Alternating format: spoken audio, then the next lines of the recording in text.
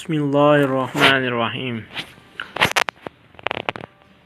دوستوں سے بچ کے رہیں۔ میں پچھلے کمرے میں بیٹھ گیا۔ درمیان میں شیشے کی دیوار تھی۔ میں دیوار کے پیچھے سے لوگوں کو دیکھ اور سن سکتا تھا۔ یہ میرے دوست کا دفتر تھا۔ وہ کسٹم انٹیلیجنس آفیسر تھا۔ میں ملنے کے لیے آیا تھا۔ اچانک اسے ایک ٹیلی فون آیا۔ اس نے مجھے پچھلے کمرے میں بٹھا دیا اور ملاقات کر انتظار کرنے لگا۔ میں بھی اشتیاق سے شیشے کے پار دیکھنے لگا۔ تھوڑی دیر بعد ایک سوٹڈ بوٹڈ نوجوان اندر داخل ہوا اور میرے دوست کے سامنے بیٹھ گیا۔ میں دونوں کو دیکھ بھی سکتا تھا اور سن بھی سکتا تھا۔ نوجوان نے کوٹ کی جیب سے 3 تصویریں نکالیں اور کسٹم انٹیلیجنس آفیسر کے سامنے رکھ دیں۔ یہ سفید رنگ کی جیپ کی تصویریں تھیں۔ نوجوان تصویر پر انگلی رکھ کر بولا، سر یہ سمگلڈ اور ٹیمپرڈ گاڑی ہے اور یہ ڈیفنس کے وائی بلاک میں کھڑی ہے۔ میں آپ کو ایڈریس دے دیتا ہوں، آپ یہ پکڑ لیں۔ میرے دوست نے غور سے تصویریں دیکھیں اور تھوڑا سا سوچ کر بولا، ہم کسی کے گھر پر چھاپا نہیں مار سکتے۔ ہاں البتہ یہ گاڑی اگر سڑک پر ہو تو ہم اسے کسٹڈی میں لے سکتے ہیں۔ نوجوان نے بھی تھوڑی دیر سوچا اور پھر بولا، میں گاڑی کے مالک کے ساتھ شام 4 بجے جوس پینے کے لیے گھر سے نکلوں گا۔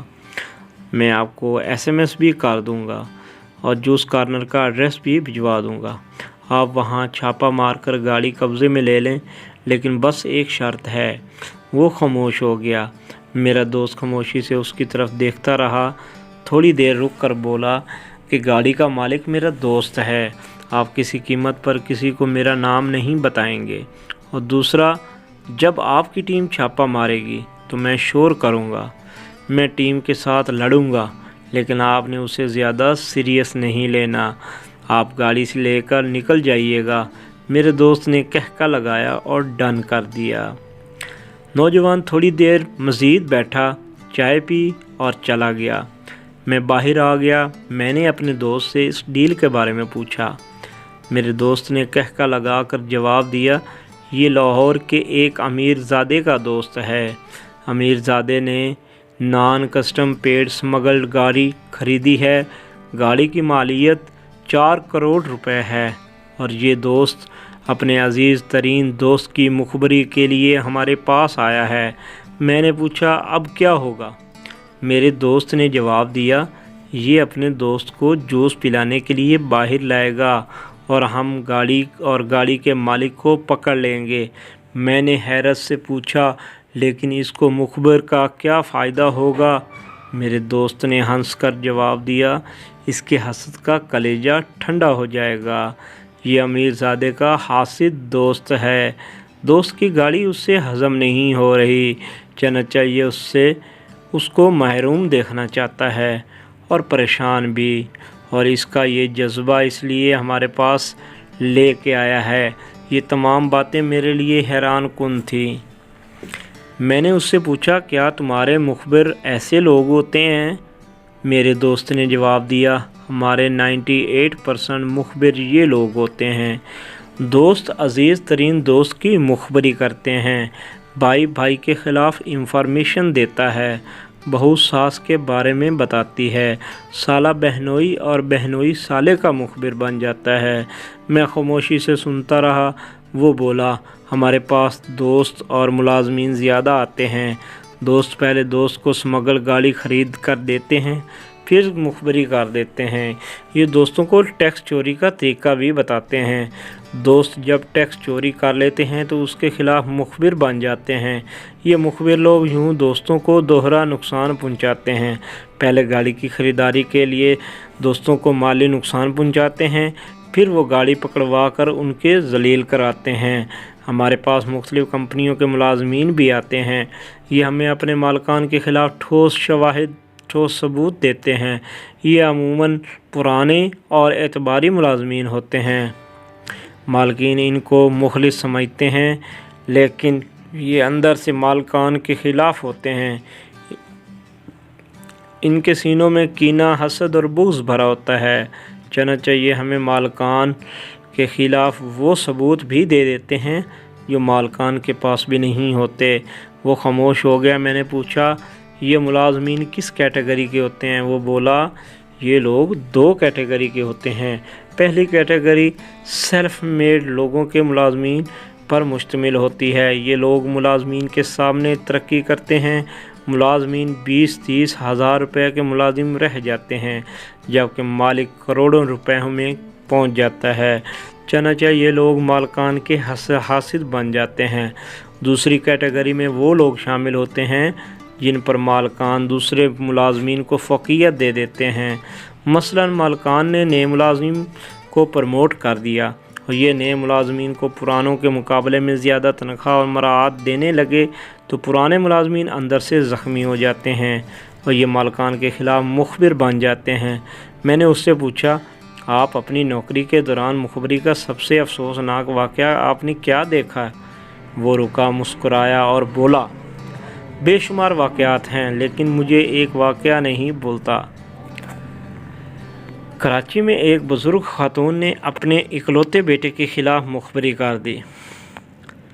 والدہ نے اپنی بہو کی آسائش ہضم نہیں ہوتی تھی، چنانچہ اس نے بیٹے کی مخبری کی۔ ہم نے گودام پر چھاپا مارا اور بیٹا 3 دن میں سڑک پر آ گیا۔ وہ رکا اور پھر بولا میرے پاس جگری دوستوں کے حسد کی بے شمار مثالیں موجود ہیں۔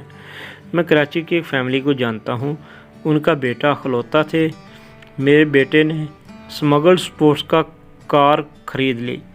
جگری دوست نے مخبری کر دی۔ ہم نے کار قبضے میں لے لی۔ بیٹے کو کار بہت زیادہ عزیز تھی، چنانچہ والد نے وہ گاڑی آکشن میں خریدی، زیادہ ٹیکس اور زیادہ ڈیوٹی دی اور گاڑی بیٹے کو گفٹ کر دی۔ بیٹا 2 بار گاڑی چلانے لگا۔ جگری دوست کو دوست کی یہ خوشی نہ پائی۔ اس نے گاڑی ادھار لی اور بریک آئل کے چیمبر میں چھوٹا سا سوراخ کرا دیا۔ گاڑی کا مالک گاڑی چلاتا رہا۔ گاڑی اس سے بریک آئل کے بارے میں وارننگ دیتی رہی، لیکن دوست اسے حوصلہ دیتا تھا کہ تم فکر نہ کرو، بریک آئل پورا ہے، گاڑی کا سافٹ ویئر خراب ہو گیا ہے۔ لڑکا اپنے دوست کی ہر بات پر یقین کرتا تھا، چنانچہ وہ گاڑی چلاتا رہا۔ وہ ایک دن گاڑی لے کر نکلا، ہائی وے پر آیا، گاڑی کے بریک فیل ہونے اور گاڑی آئل ٹینکر سے ٹکرا گئی۔ لڑکا ایٹ دی اسپاٹ مر گیا۔ باپ نے تحقیقات کرائیں تو کہانی کھل کر سامنے آئی، لیکن اب کیا ہو سکتا تھا؟ جانے والا تو جا چکا تھا۔ میں افسوس سے سنتا رہا۔ میرے دوست نے بتایا آپ کو شاید یہ جان کے حیرت ہوگی، آصف علی زرداری اور میاں نواز شریف کے خلاف مخبری بھی ان کے قریبی دوستوں نے کی تھی۔ یہ دوست آج بھی ان کے ساتھ نظر آتے ہیں، لیکن یہ لوگ اپنے آستینوں میں چھپے ان سانپوں کے وجود تک سے واقف نہیں ہیں۔ یہ انہیں اپنا مخلص دوست اور اپنا وفادار ساتھی سمجھتے رہے ہیں، جبکہ یہ ان کی جڑیں کاٹ رہے ہیں۔ میں خاموشی سے سنتا رہا۔ میرا دوست آخر میں بولا تم اگر دوستی کا تماشا دیکھنا چاہتے ہو تو 4 بجے میرے ساتھ ملو، میرے ساتھ چلو، ہم تمہارے سامنے وہ گاڑی پکڑیں گے اور پھر تمہاری آنکھوں کے سامنے سے دیکھنا حاسد دوستوں کو کس طرح ذلیل کرتے ہیں۔ میں نے حامی بھر لی۔ میں 4 بجے تک اس کے پاس بیٹھا رہا۔ چھاپا مارنے کے لیے اسکواڈ تیار کیا۔ 3:45 بجے مخبر نے اطلاع دی میں ٹارگٹ کے گھر پہنچ چکا۔ 5 منٹ بعد پیغام آیا ہم اسمگلڈ گاڑی میں جوس پینے کے لیے نکل رہے ہیں۔ ہم گلبرگ میں فوارہ چوک کے قریب فلاں جوس کارنر پر جا رہے تھے اور 4:05 تک پہنچ جائیں۔ میرے دوست نے مجھے گاڑی میں بٹھایا اور ہم گلبرگ پہنچ گئے۔ نان کسٹم پیڈ ٹیمپرڈ گاڑی سامنے کھڑی تھی۔ دونوں دوست گاڑی میں بیٹھ کر جوس پی رہے تھے۔ کسٹم کے اہلکار گاڑی کے پاس پہنچے، گاڑی کا شیشہ بجایا اور مالک سے گاڑی کے کاغذات مانگ لیے۔ مالک نے پورے اعتماد کے ساتھ کاغذات نکال کر کسٹم کے حوالے کر دیے۔ اہلکار نے کاغذات دیکھے، بونٹ کھلوایا اور گاڑی کا انجن اور چیسز نمبر چیک کرنے لگے۔ گاڑی ظاہر ٹیمپرڈ تھی۔ کسٹم حکام نے گاڑی قبضے میں لے لی۔ مالک و دوست گاڑی سے اترا، پلان کے مطابق کسٹم حکام کے گلے پڑ گیا۔ سڑک پر ٹھیک ٹھاک تماشا لگ گیا۔ گاڑی کا مالک دوست کو کنٹرول کرنے کی کوشش کرتا رہا، لیکن وہ بار بار اہلکاروں کے گلے پڑتا تھا اور میں اور میرا دوست گاڑی میں بیٹھ کر یہ منظر دیکھتے رہے۔ مخبر نے ایک بار لڑتے لڑتے میرے دوست کو آنکھ بھی ماری اور یہ کھیل چند منٹ چلتا رہا، یہاں تک کہ کسٹم حکام نے گاڑی کا چارج لے لیا۔ میں نے دیکھا مخبر نے چیخ بھی ماری اور جوس کارنر کے تھڑے پر لیٹ کر بے ہوشی کا ناٹک بھی کیا۔ گاڑی کا مالک اسے اٹھانے کی کوشش کر رہا تھا۔ ہم واپس چل پڑے۔ میں راستے پر اداس رہا۔ میرا خیال تھا دوست کو کم از کم دوستوں کی ضرورت کے مطابق یہ نہیں کرنا چاہیے تھا کہ میرے دوست مزے سے گنگنا رہا تھا۔ ہم واپس دفتر پہنچ گئے۔ میں نے اجازت مانگی۔ میرا دوست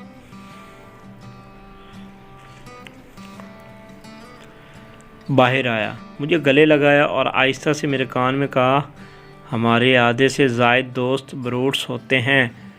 یہ لوگ جب تک جولیس سیزر کو قبر تک نہ پہنچا لیں اس وقت تک ان کے سینے میں ٹھنڈ نہیں ہوتی۔ ہم لوگ دشمنوں کے تیروں سے نہیں مرتے، دوستوں کے ہاتھوں سے مرتے ہیں، اور اگر ہمیں ہمارا دشمن بھی مارے تو اس کے پیچھے بھی کوئی نہ کوئی دوست ہوتا ہے۔ چنانچہ ہمیں دشمنوں سے نہیں دوستوں سے بچ کے رہنا چاہیے۔ انسان اگر دوستوں سے بچ کر رہے تو دشمن اس کا بال تک بیکا نہیں کر سکتے، اور یہ انسان کی تاریخ بھی ہے اور جغرافیہ بھی۔ اللہ حافظ۔ اگر آپ کو یہ ویڈیو پسند آئی ہو تو کائنڈلی چینل کو لازمی سبسکرائب کیجیے۔